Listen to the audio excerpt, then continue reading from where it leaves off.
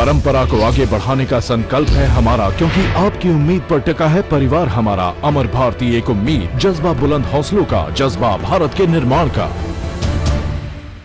नमस्कार, मैं हूं अरुण कुमार चौबे, आप देख रहे हैं अमर भारती। आज हमारे स्टूडियो में एक ऐसे शख्स मौजूद हैं जिन्हें दुनिया कई नामों से जानती है।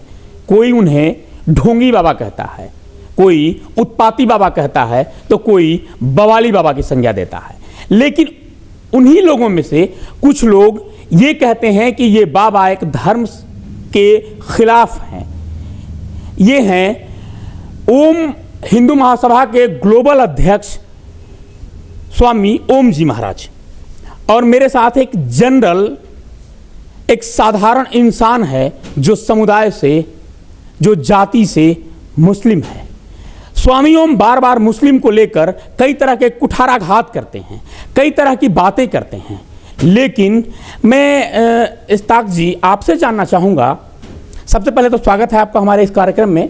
मैं आपसे जानना चाहूँगा कि जब स्वामी ओम मुस्लिमों को लेकर कई तरह की बात करते हैं तो आपके जहन पर, आपके दिलो दिमाग पर क्या गुजरती है? बिल्कुल गुजरता है। देखिए, मुसलमानों को दुख होता है, स्वामी ओम इस तरह की बात करते हैं। स्वामी ओम हमेशा मुसलमानों के प्रति इस तरह के भाषण देते हैं, इस तरह की भाषा यूज करते हैं। तो स्वामी ओम को इस तरह की भाषा यूज नहीं करनी चाहिए। हमें दुख होता है, हमारे पूरे समाज को दुख होता है।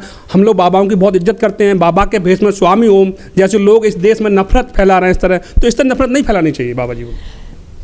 कई लोग, आपको भी हमसे ये शिकायत होगी कि सबसे पहले आपको स्वामी ओम को कैमरे के सामने लाना चाहिए था, लेकिन नहीं, मैं एक हिंदुस्तानी को सामने लाया हूं जो हिंदुस्तान का नागरिक है, हिंदुस्तानी है, वह हिंदू और मुसलमान नहीं है। अब मैं दूसरी तरफ आता हूं, हमारे जो गेस्ट हैं स्वामी ओम की तरफ। ओम हिंदू महासभा के वो ग्लोबल अध्यक्ष हैं, ग्लोबल पार्टी के अध्यक्ष हैं, लेकिन आपको बाबा मुसलमानों से क्या परेशानी है? देखिए, मुझे मुसलमानों से परेशानी नहीं है। मैंने फ़खरुद्दीन अली अहमद को मैंने प्रेसिडेंट राष्ट्रपति बनवाया था भारत का, इंदिरा गांधी के साथ मिल करके। मैंने राष्ट्रपति बनवाया था अटल बिहारी वाजपेयी को कह के, APJ अब्दुल कलाम को, वो भी मुसलमान थे।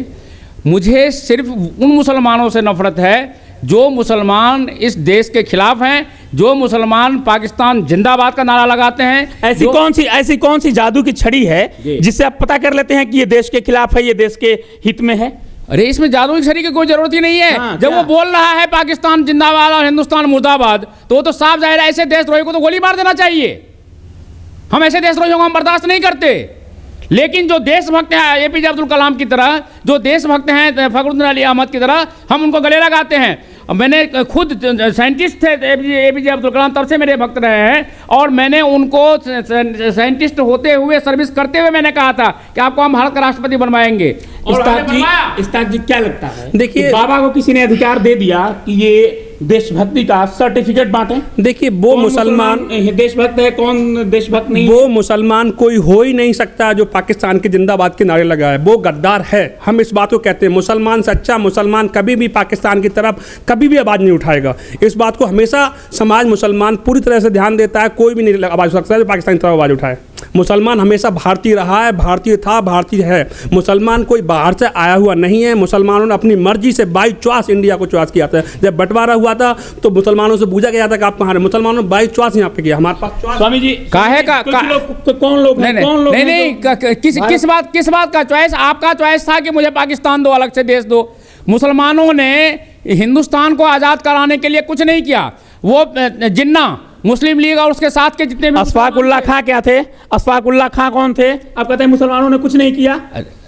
अशफाक उल्लाह खां मुसलमान नहीं थे, वो हिंदू थे। उनको हमारे जो उनके DNA टेस्ट करने की मशीन है आपके पास? बिल्कुल है। DNA टेस्ट करने की मशीन है आपके पास? आप बताएंगे कौन हिंदू है, कौन मुसलमान है? मैं ही बताऊंगा।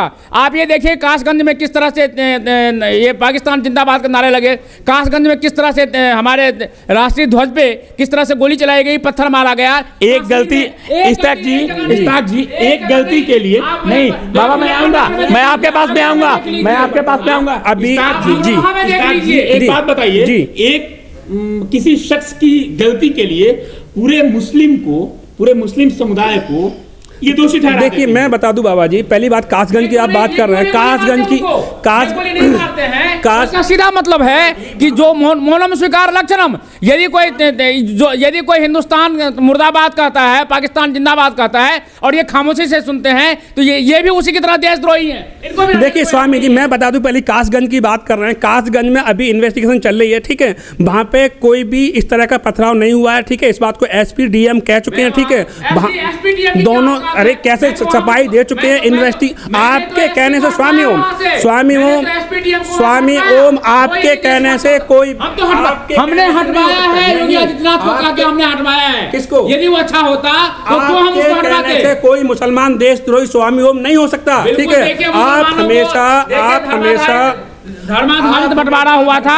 हमसे मुसलमानों ने भीख मांगी थी कि हमको मुसलमानों का रहने के लिए कोई जगह दो, हमने वो भीख दिया और हमने पाकिस्तान दिया। क्या मुसलमानों के लिए सिर्फ पाकिस्तान है, सिर्फ पाकिस्तान है, हिंदुस्तान रहने का कोई हक नहीं है। आपने भीख दिया, उनका अधिकार नहीं था इस देश पर, इस धरती पर उनका अधिकार नहीं था। ये तय करने वाले आप हैं। मैं ही हूँ। भारतीय संविधान से आप बड़े हैं। ओम जी हिंदू महासभा ग्लोबल प्रेसिडेंट हूँ, मैं ही हूँ। हमने दिया था भीख में, ये महात्मा गांधी जैसा मुसलमान और नेहरू जैसा मुसलमान ने नहीं दिया था।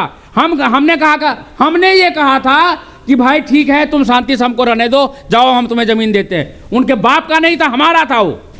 जरा सोचिए एक बार कि जब स्वामी ओम जैसे लोग, स्वामी ओम जैसे संत नफरत का ये बीज बोएंगे, नफरत की ये जहर फैलाएंगे, तो हमारा समाज कैसे बचेगा? एक बार सोचने की जरूरत है इस पर। क्या वाकई ये संत हैं या संत के भगवे में कोई एक भेड़िया? देखते रहिए अमर भारती। उसको हम रखेंगे, बाकी को हम यहाँ से भगाएंगे।